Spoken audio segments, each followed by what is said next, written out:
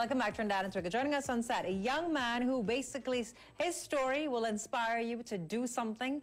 And if you have a dream, you can definitely make it a reality. Jude is a self-taught fashion designer, a self-taught animator, a self-taught visual artist. He grew up in the town of Mayaro, Guagrari to be exact, and then moved to several parts of the country. He saw his mother sewing garments, and he decided that, you know what, I can do this too. And now he has his own brand, his own label, and has integrated technology into creating some very unique fashion designs that are not only practical, but also pretty fashionable as well. Jude, good morning. How are you? Oh, pleasure to be here, Hima. Now, let me talk about your history. So I initially, when I got the brief, thought you were a handbag designer because I saw all the videos and they were all their beautiful handbags, actually. So how did you decide to start sewing from clothes to, you know what, I'm going to be a fashion designer, I'm going to do accessories and everything else? Let's talk a little bit about that. Well, it started with not just wanting to do fashion, but wanting to do design in general. My philosophy is all about understanding the laws and principles that govern how things work and using these to design different things. So it's just a natural progression, and eventually it would move from fashion to technology. And it already started, you know, with little bits here and there with technology, experimenting. When you talk about technology, how did you first, so when we think of designers, people just think you pull out a sewing machine and you start sewing. So we went beyond the seamstress and the tailor to now fashion designers. But you have decided, you know what, I'm taking it one step further. Yeah. When did you decide to do that? And how did that start in your business? Well, I think it started when I did on-the-job training with Petrotrin for 2 years in the technical field, mechanical field. And what they did, I studied technical drawing in school. And I would use this while I was in the department, and they actually trusted me enough to use that skill to build equipment or broken parts of equipment to fix and build a new machine shop. So that actually built my confidence. You know, I could make something that people actually want to use. You know, so I felt comfortable enough. Maybe I can do that for myself. Maybe I could design fashion and actually people would want to wear it. And you know, there's always the war in your mind, would people really want to wear it? But actually they do, and that's proven. Your bag designs have a lot of interesting little nicks and knacks to it. Let's talk about the practicality and the fashion part of it. Well, if we look at the models, we could probably have an example of how it looks. So right, so we have the black and white bag, that's on. So that's the black and white paisley. Right. And if we just raise the flap of it, right, you see there, little smiley face zip. Right. So right in there, you could just place your phone and whatnot. There's a lot of room in there, and there's another zip on top.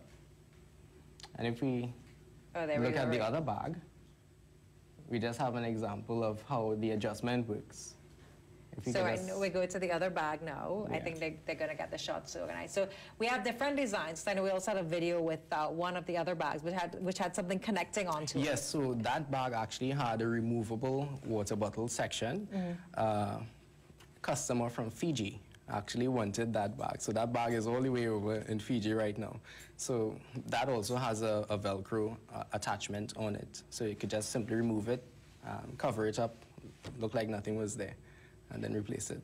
And you make, so I know we're looking at the other bag now that's going to go. So let's talk a little bit about the other bag. So you can see the adjustment on the bag. It's just a nice simple adjustment. You just pull it up, move it higher. And it's far different from what we're accustomed to with bags. Right. Always this complicated adjustment that people never use. Right, yes, it's true. I never use my straps, ever. But this is simple and straightforward. And this is how I want to design stuff. Make it simple so that even a child could use it. And you are using 3D printers as well. I thought that was very interesting. Let's talk about that. How about, now seeing that that's a big thing, how about I show you these first? Sure, let's go into that. So we have some bow ties that now seem to be the accessory of every man. So in 2013, searches for bow ties online went up from 12 million to 33 million.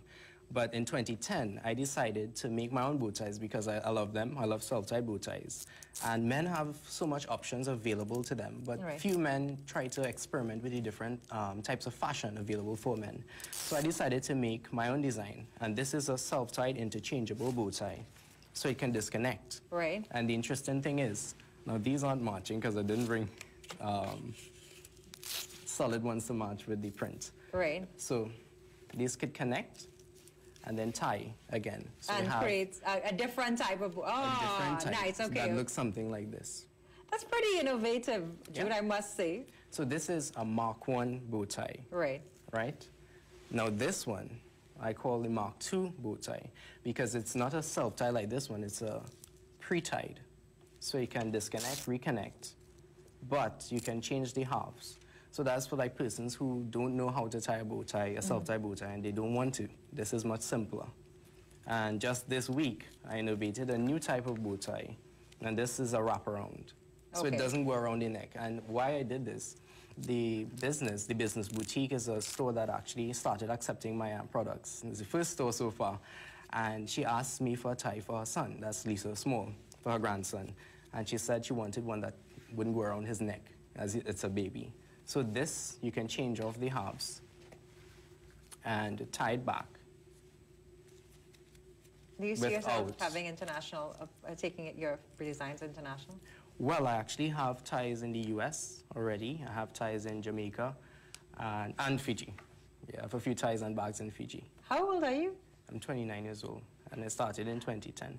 I feel like I should give you a round of applause this morning. And now I want to talk about the 3D printing.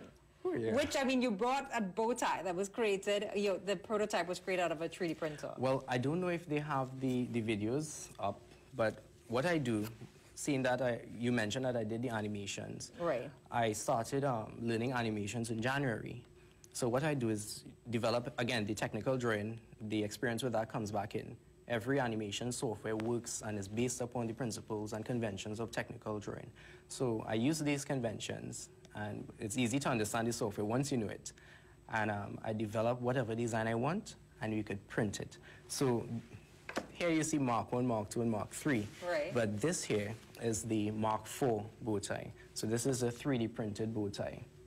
I think you this camera printed that of a 3D printer? Yeah, so I designed it, built it exactly how I wanted it, and a very generous business associate of mine by the name of Raj Gul of Unorthodox Creations, he generously lent me his printer in order to bring this to life.